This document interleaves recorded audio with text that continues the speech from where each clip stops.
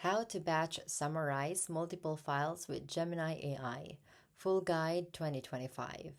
Step 1. Open Gemini AI and sign in.